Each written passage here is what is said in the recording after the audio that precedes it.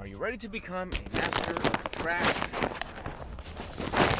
Just a practitioner of the trash, but a master of the trash. I will record myself talking to myself. My little meditation. Are you ready to become a master of the trash? And what does that even mean, to become a master of the trash? Well, no, the answer is no. It requires about 6 more hours of study. I've been aggregating all my painful memories. And in addition to aggregating all my painful memories about stuff and how stuff relates to each other and how stuff is kept and about how stuff is disposed and about how stuff is stolen and about how stuff is protected and all these sorts of things, I have aggregated it all. Lots of pain, lots of hope, lots of systems that work. Put it all together. I will study it for 6 more hours. 6 hours is not that long, but I must study it for 6 more hours to find and refine this way of doing all these things, to keep all these things. I'm going to study it for 6 more hours to turn it into a centralized philosophy. In addition, I have studied a little bit of feng shui. I tried to study the Indian form of architecture, but it was a bit too overwhelming. I might add that after doing my own refinement, because I do intend to have this place cleaned by tonight. To crawl around in the darkness of the night to clean this stuff up. Namely because it's too much stuff, but also just because I just don't want to attract unwarranted attention, and because I have some weird relations problems. It's a bit of an issue. But that's fine. It's fine. That's kind of beside stuff. There's always a place to store things, whether it's an abandoned building or a closet or someone's basement.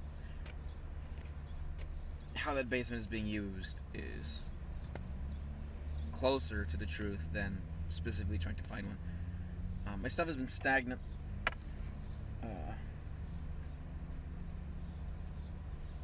Trash master. What does it mean to be a trash master?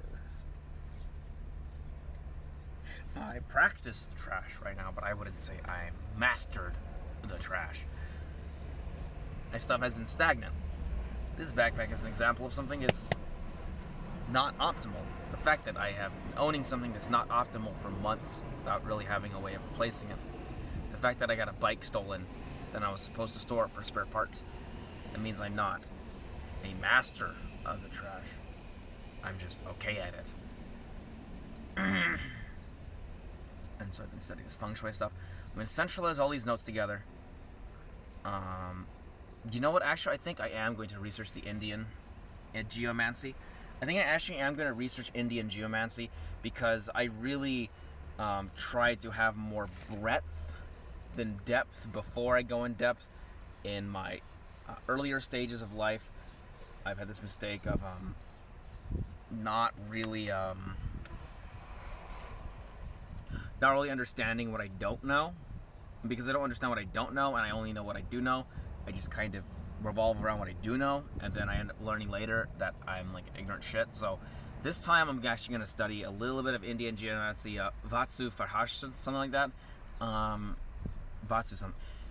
I'm going to study that for maybe like 30 minutes and maybe an hour. I'm not going to spend too much time in it, just to get a general gist of what the ideas are, and maybe if those ideas are important enough or they resonate enough, I can put into incorporating to my own notes. And maybe if there are really some key ideas that I need to attend to, then maybe I should put this off by another day and say, okay, maybe it's not another 6 hours, maybe it's another 18 hours, 20 hours of study. But really I'm trying to shoot for about 6 hours of study. Because I want to make enough time to actually clean all this shit up in a good, timely way. Anything else?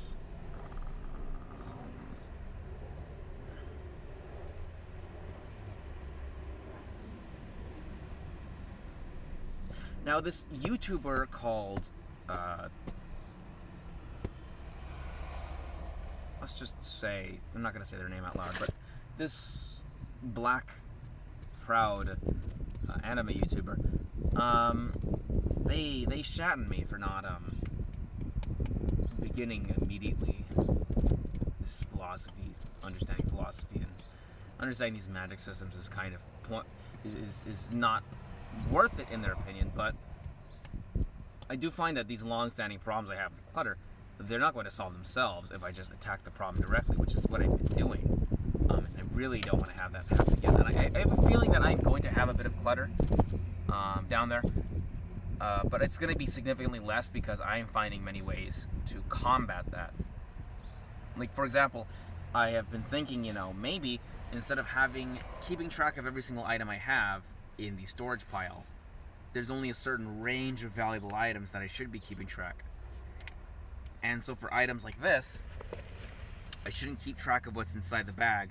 I should keep track of what should be inside the bag and constantly align the bag to the idealistic form, which I can do because it's so small. And then when it comes to larger things, there is no idealistic form, but instead I'll just keep track of what is, and then when it comes to even larger sets of items, I'll say, okay, I don't need to keep track at all. The value is in the chaos, and then I'll just kind of let those go. Which is kind of opposite of what I really intended to do. What I really wanted to do is I wanted to have like a big pile of trash and have like a big computer and have it sort through all the things and all the materials and tell me all the things I can make with all the materials with a big pile of trash. And I'm kind of like realizing, like at the end of this study journey, that like not only is that very difficult, possible but very difficult, but it also goes against the idea of what I'm trying to do itself. Like the idea of trying to harness the infinite potential of any arbitrary pile of material sounds good on the surface until you realize that that potential is a subjective measure which comes from a singular point of perception and existence. So it doesn't really make sense to have an infinite level of potential if you're only able to apply the infinite level of potential over a small area. In which case, it's just better to have a small area of potential, which matches with the reality. So that's what I'm kind of realizing. And then one way to do things is to kind of extend these bubbles. Like I could extend these bubbles to be a bit bigger, but what I can't do is I can't just have the smallest bubble be like infinitely large. Like this is the idea of like when you wake up and you kind of say like anything is possible. I can do anything. Like everything is possible. Like do you understand that the amount of potential that a single human being has like in a world today? It's ridiculous. But then it's like, well, okay, that might be true. Okay, that might be true that anybody is really truly capable of an amazing amount of potential, but it's like how much of the potential actually matters. And then it's like, okay, actually only about this much potential actually matters, you know?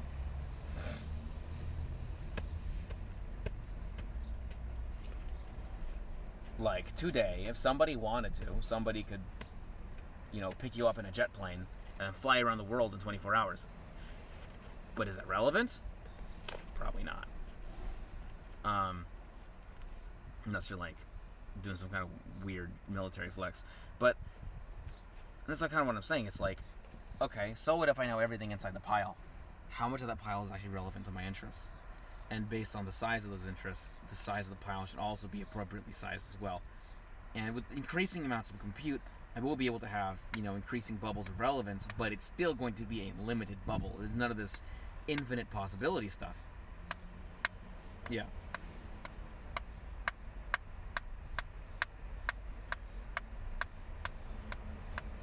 Like what I wanted at the end of the day is I wanted to have a network of piles. Like a big network of piles. And then because everybody has different things that are valuable to them, different things would light up in that pile depending on which person is the subject. And then to be able to comb through those piles and then find the things that they need from other people's piles. And to be this very kind of exchange structure where people are able to exchange items based on who they are.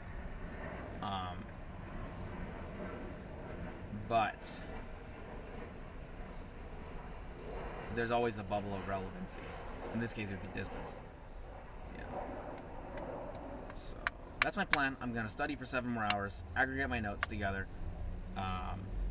Maybe before my 7-hour study, I'm going to do 1 hour of Indian geomancy research.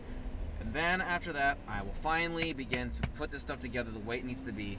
Probably in the form that I'm going to keep it for the next year or two. Because, I mean, after all this theory, there really shouldn't be too much need to refine it. I mean, once I get this thing set, it should be pretty much set. I mean, I was complaining about earlier. I was complaining about how bad my system was. About I'm like drowning and stuff. But then like I really thought about it, and I've been doing nothing but doing the study crap for the past like 5 days. I've been doing nothing but studying this crap for the past 5 days, and then when it got a little bit messy, I kind of like started reaching around and moving stuff around in the predefined system that I have.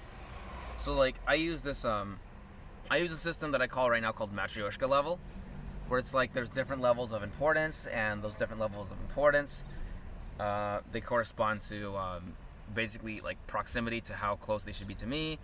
And so I was using my Matryoshka level system, and I realized like this is actually working. Like even though I've been in here and I have way too much stuff, like I have way too much stuff to be like considered healthy.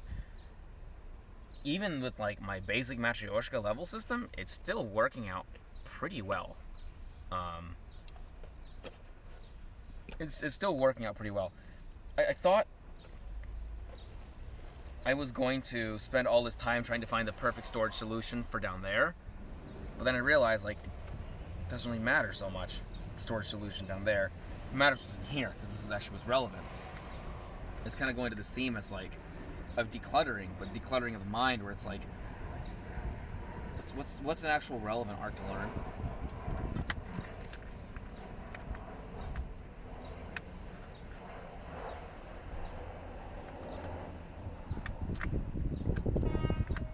But even with my basic system that I've been rocking for the past 2 years, 3 years maybe, it still works well enough that I can do the thing that I need to do, which is study my ass off for the storage stuff,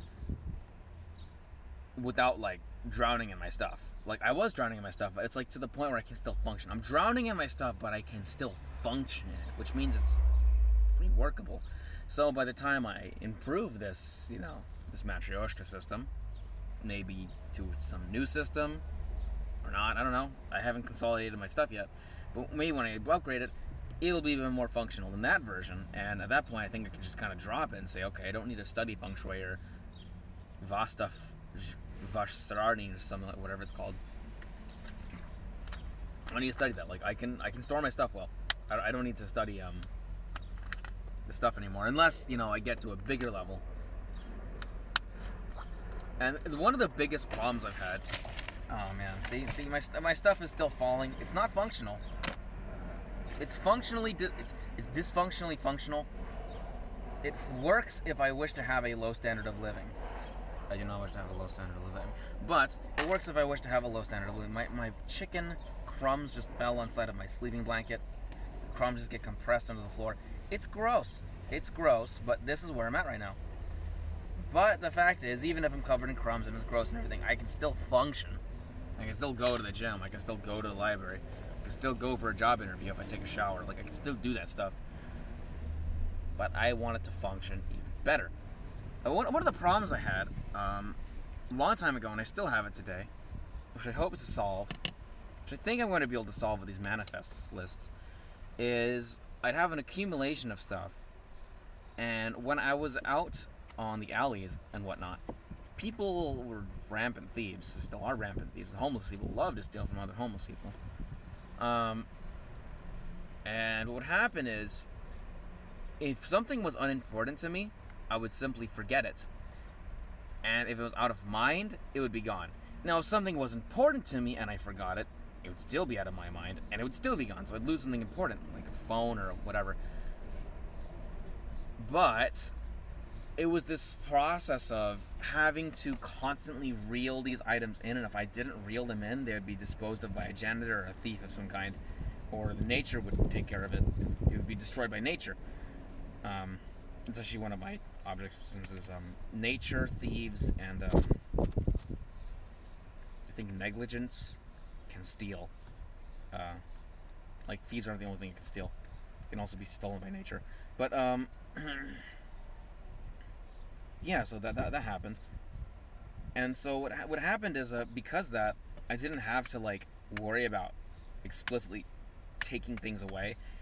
And what I have to do now is I do have to worry about that. And so far I haven't been able to do that. But I think I'm going to find a way around it. And it's going to incorporate some kind of water flow kind of mentality. Probably, I don't know. But that's another problem I have. That's the biggest problem I have is accumulation and like the explicit you need to explicitly throw things away instead of just having them just kind of fade away into the background. Else?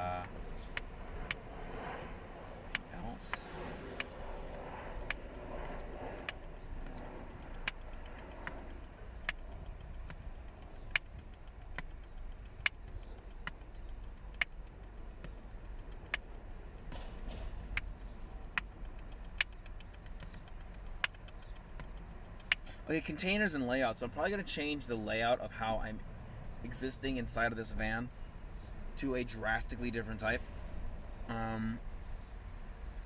In feng shui, you're not supposed to sleep next to energy flows. And right now, the way that I park this car nowadays is I sleep next to a literal traffic momentum energy flow where like I can get rear-ended to death, which is not fun to think about. Like if somebody rear ends me from this side, I won't die, but if I'm parked on the other side of the street and they rear end me, I'm actually going to be liquefied. And that's always been a problem in my head. And so I'm probably going to change the layout of this car, the way that it's like this living arrangement is laid out. I probably might get some new containers or not, I don't know. I might even go with cardboard boxes. I think I went to plastic boxes, but I think I want to go back to cardboard boxes because they're so ubiquitous. I might even put these plastic ones at the base. I don't know. But I do know that I'm going to change the layout. Specifically because of that sleeping problem, which is like, I don't want to die in my sleep because of some drunk driver.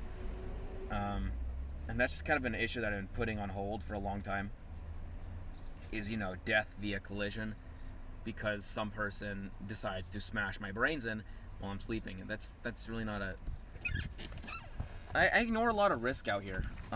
Like there's something risky and I'll just ignore it because I know like paying attention to the risk directly, I'm not going to be able to solve the problem that created it in the first place. So I just kind of have to like sit there and just be like, you know what, I could die, but I'm going to go to sleep anyway, fine. Like it's really an awful feeling. I mean, I've learned to be comfortable with that. Like I've learned to be more comfortable listening to my music and focusing on my own stuff than it is to be focused on the outside world, knowing full well that somebody could just pull something on me and just brain my blast out and just make all this stuff irrelevant. Mainly because I know that attending to that fear really isn't useful to the solving the problems that I'm at. So it's like it's like a pointless fear. It's like okay, what can you do about it? Control the things you can control. I think that's actually something I need to... This whole time, actually, I've been getting this positive hustle mentality where people keep telling me to focus on the things that I can gain. And I reply to them with a negative mentality of saying, no, I don't want to get up and go to things that I can gain because I'm too busy maintaining the things that I have. And I don't think that's negative at all, actually, because the way that I just said it right now, like I used to think maybe I'm a pessimist because of that, but what I just said right now, which is I would rather pay attention to my growth than pay attention to the risks that are outside, because I know paying attention to the risks that are outside is not going to lead to growth. That's an optimist mindset, or not even. I don't even call it a mindset. That's a growth mindset.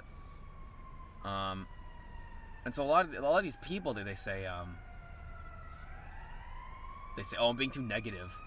I'm being too, I should focus on what imaginary gains I have in the future. But what I'm really doing is I'm paying attention to keeping what I do have right now. I don't think there's anything wrong with that. I think that's actually a positive mindset in itself, because you're focusing on what you positively have and not what you negatively don't have. If anything, the hustle mentality of chasing what you don't have is a mentality of negativity, because you're chasing after something that isn't there yet. But it's not there. I mean, it's hopeful, but it's not there. Instead of, paying attention to what is there. And so I feel like this is not negativity at all now that I think about it. I'm paying attention to positive existence. Even if that means it's less pleasant. So it's a less pleasant form of positively paying attention to what exists, instead of a more pleasant form of positively paying attention to what is not there. So it's a pleasant form of paying attention to what is positively there, as opposed to pleasantly paying attention to what is negatively there, or rather just non-existent. So I spit in that advice.